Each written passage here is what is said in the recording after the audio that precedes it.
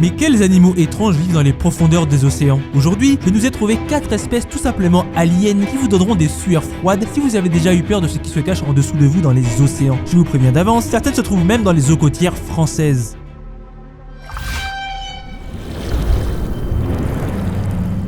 27 cm. Les yeux du calmar géant font 27 cm et sont aussi gros que des ballons de foot. J'aurais pu vous dire que les femelles font jusqu'à 13 mètres de long, 10 mètres pour les mâles, mais ça ne vous impressionnerait pas. Par contre, vous pouvez facilement comprendre la taille gigantesque de ce prédateur des eaux des profondeurs lorsque vous réalisez que chacun de ses yeux est aussi grand que votre tête tout entière. Énorme! Ce géant des mers vit de 300 à 1000 mètres de profondeur. Comme tous les calmars, il possède un manteau ou torse de 2 mètres de long, 8 bras ainsi que 2 tentacules plus longues que ses bras. Son énorme longueur est surtout celle de ses 2 tentacules, raison pour laquelle il est très grand mais assez léger, à 275 kg pour les femelles. Ça paraît lourd, mais le cachalot, son principal prédateur, est juste légèrement plus grand à 16 mètres, mais lui fait 41 000 kg. Ses bras et ses tentacules sont d'ailleurs des armes de malade mental. L'intérieur de chaque possède des centaines de ventouses de jusqu'à 5 cm de diamètre qui sont entourées d'anneaux tranchants composés de chitine, une molécule de la famille des glucoses qui ne sert pas à sucrer, mais à déchiqueter la peau de quelconque proie ou prédateur, comme le montrent ces cicatrices sur la peau d'un cachalot. Vous voyez à quel point c'est violent pour faire autant de dégâts sur un monstre de 41 tonnes? Imaginez les dégâts si un calmar géant vous mettait la fessée. Pour se déplacer, le calmar géant utilise ce qui se fait de mieux en jetpack sous-marin. Il aspire de l'eau dans une cavité de son manteau et la dégage ensuite, se propulsant donc comme un jet dans les profondeurs où il se propulse. On ne voit rien. Enfin, on ne voit rien parce que nos yeux minuscules sont trop nuls pour ça. Le calmar géant, lui, s'est doté de ses gigantesques yeux pour pouvoir voir ses proies comme ses prédateurs alors qu'eux ne voient rien du tout. Ah, et pour un œil de 27 cm, leur pupille fait 9 cm. Tout simplement les plus gros yeux du monde animal avec ceux de son cousin le calmar colossal. Leur lobe optique, la partie qui analyse la lumière, est plus grande que tout le système visuel de l'être humain. Et comme tous les céphalopodes, pieuvres comme calmar, le calmar géant possède des photophores, des organes lumineux en forme de bande à l'arrière de ses yeux. Ces photophores ont la même fonction qu'une lampe de vélo et lui permettent de voir en pleine obscurité tout ce qui se trouve proche de ses tentacules. Parfait pour dévorer des poissons des profondeurs comme l'opose-tête orange, aussi appelé poisson-montre, vu son crâne qui ressemble au mécanisme d'une montre. Enfin, c'est ce que pensent des scientifiques en manque d'imagination. Mais qu'en est-il de ces prédateurs? Ces photophores sont top pour voir à une dizaine de mètres. Et à cette distance, un cachalot qui arrive à pleine vitesse, guidé par son écolocation, a toutes les chances de dévorer le calmar comme une vulgaire merguez avant qu'il n'ait le temps de réagir. Et ce ne sont pas que les cachalots. Les globicéphales, des dauphins de 5 mètres de long pour plusieurs tonnes, ainsi que les lémarques de l'Antarctique, grands requins des profondeurs,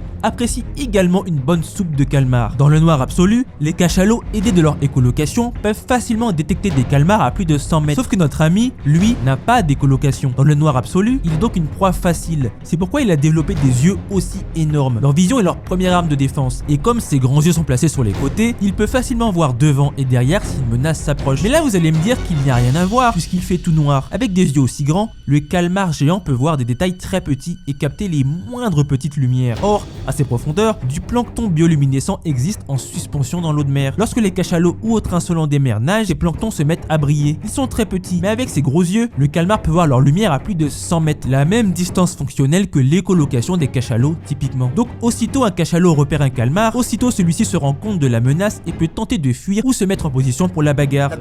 Bagarre qui arrive très souvent. Les scientifiques ne connaissent pas le nombre exact de calmars géants, mais il est estimé, d'après le nombre de calmars trouvés dans le ventre de cachalots, que les cachalots dévorent entre 4 et 130 millions de calmars géants chaque année. Du coup, il y a probablement des millions et des millions de calmars géants dans les océans. Mais comme ils n'ont aucune raison de remonter à la surface, les seuls rares spécimens que l'on observe sont des jeunes qui se sont perdus ou des vieux calmars malades en fin de vie.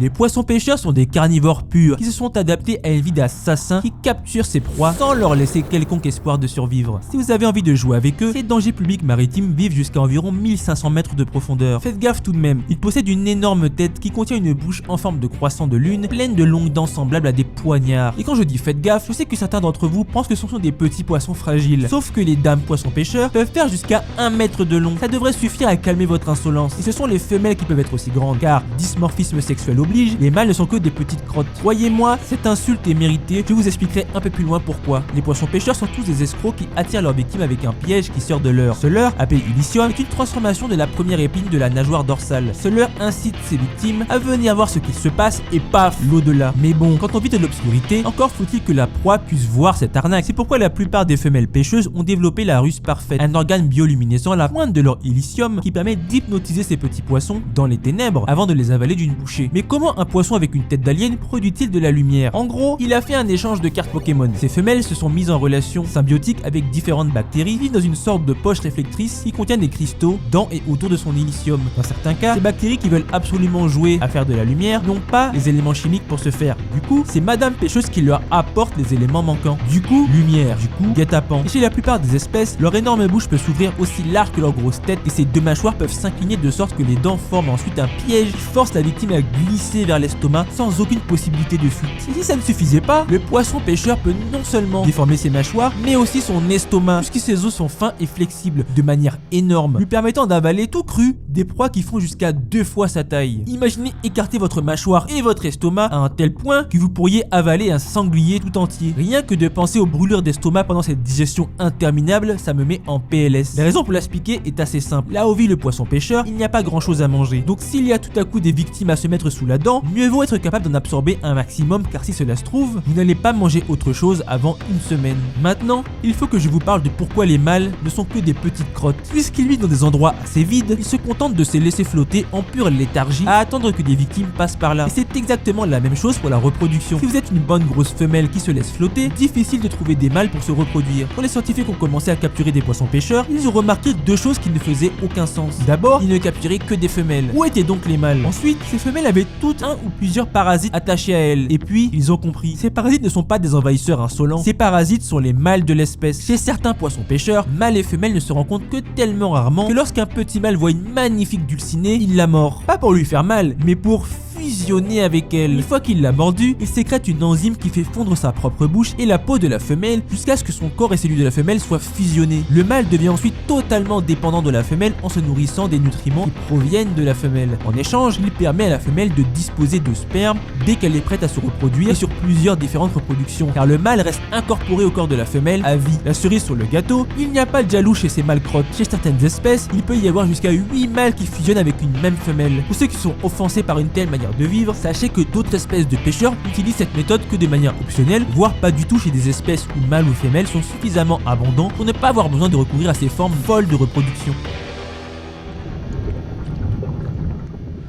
Ça, c'est le nouveau personnage de vos pires cauchemars si vous êtes atteint de thalassophobie ou la peur des océans. Les requins lutins vivent partout dans l'océan Atlantique, même dans les eaux françaises. Si jamais vous avez envie de plonger, lui faire un câlin, il va falloir vous améliorer en apnée pour descendre entre 270 et 1300 mètres. Ces requins ont un gros museau aplati qui ressemble à une vieille épée, mais ne paniquez pas, ce n'est pas pour empaler ses victimes. J'aimerais vous dire que ces prédateurs sont petits, mais ce serait un mensonge. Ils mesurent généralement entre 3 et 4 mètres, mais certains de 6 mètres de long ont été observés. Mais dans la famille des requins, on n'est pas en présence de celui qui a le plus envie de chasser. Son anatomie suggère qu'il est tout mou et tout flasque dans ses méthodes de prédation. Mieux dit, ses os sont faibles en calcium, ses muscles de côté sont peu développés et ses nageoires sont rikiki et toutes molles. Il nage tout simplement au ralenti et ne s'excite que rarement ou pas du tout. Quand il s'agit de casser la croûte, ces requins au ralenti dévorent des grenadiers, des dragons à écailles, des céphalopodes, des crustacés et même des détritus humains. Comment il peut manger autant alors qu'il est tout mou? Il a une technique bien à lui, parce que sa peau n'est que très peu dense et que son huile de foie lui permet d'être en flottabilité neutre, c'est-à-dire que sans effort, il ne coule pas ni ne remonte à la surface par la pochette d'Archimède. Il peut tout simplement glisser vers les proies qu'il repère avec son grand museau, avec très peu d'effort physique, ce qui le rend quasi voire totalement silencieux.